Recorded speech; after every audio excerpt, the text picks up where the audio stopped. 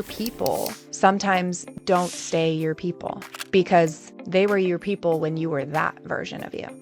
Hi, and welcome back to Shift Talking. We are continuing this series of answering common questions and the questions that I get most often in 5 to 10 minutes that allow for you to get the answers that you're looking for without having to do a deep dive into a whole podcast episode, and many of them are just way too fucking long these days. So today's topic is the fact that your friends and family are going to hate your growth. And the question is, why? Right? Like that's the question I get most often. And it's actually, it doesn't really tend to be verbalized in that way. It's more so a warning and a disclaimer that I give to people who do this work. And also it comes in the form of, this person is shitting on me. They are telling me that I think I'm better than them now.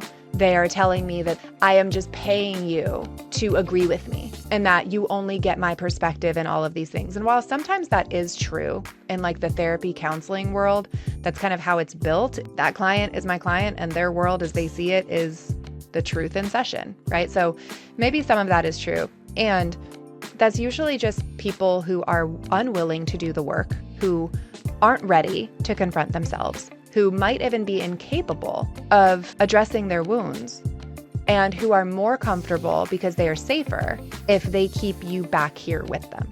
It is an incredibly challenging thing to grow parallel with people.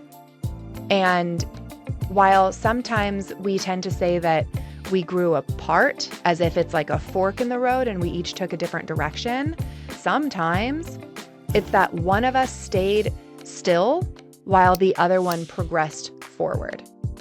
It could still be linear. It doesn't mean apart in the sense of like left and right and like opposite directions.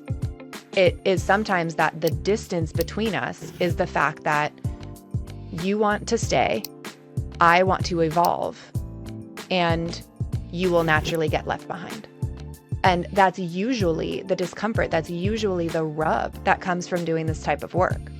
There will be uncomfortable parts of this, and there will be times that you feel lonely, and that's part of the process. But it doesn't necessarily mean that you are alone. It just means that the group around you, your people, sometimes don't stay your people because they were your people when you were that version of you and not the current version that you are now. And my world has severely minimized since I've been doing this work, and for the better.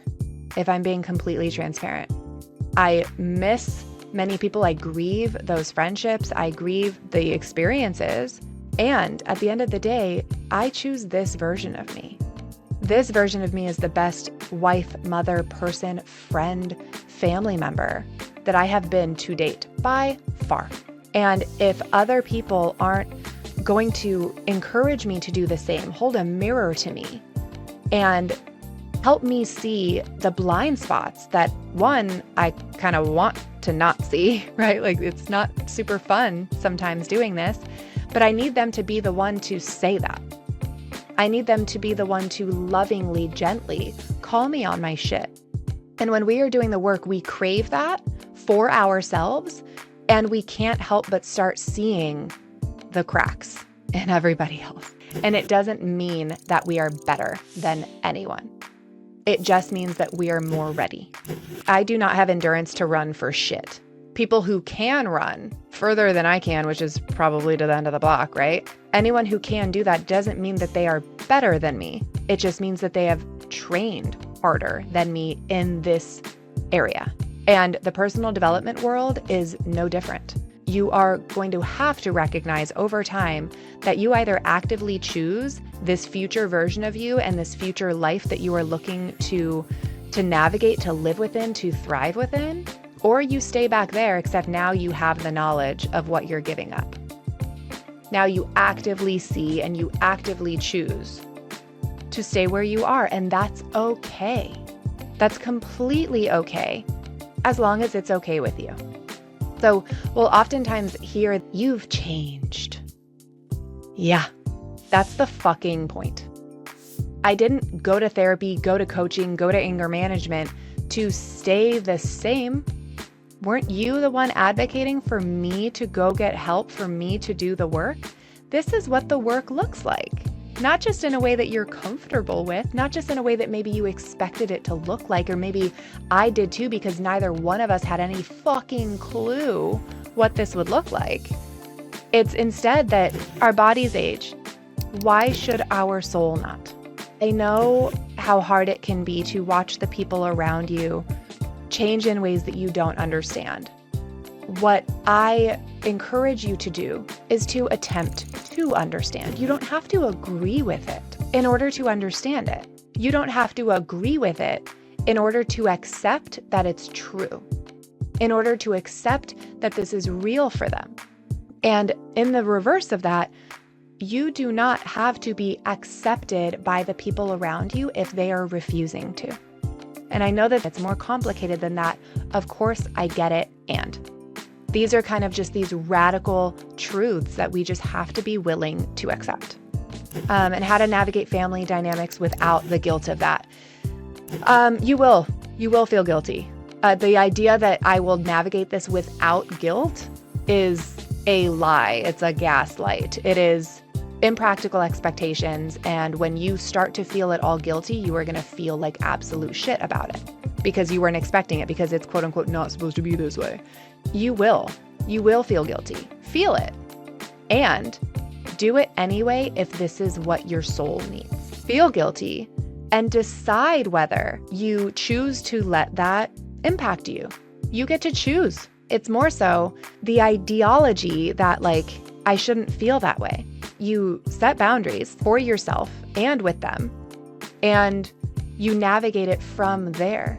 And the hardest part of setting boundaries is not saying the words or finding the words for them or having that super fucking uncomfortable conversation where your voice shakes and you just want to hide away in a hole. It's dealing with the discomfort that they will have with you.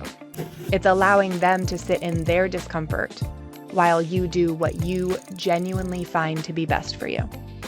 And the next episode is going to be about boundaries and what that looks like. And so stay tuned for that one. And in the meantime, this is just where we're at.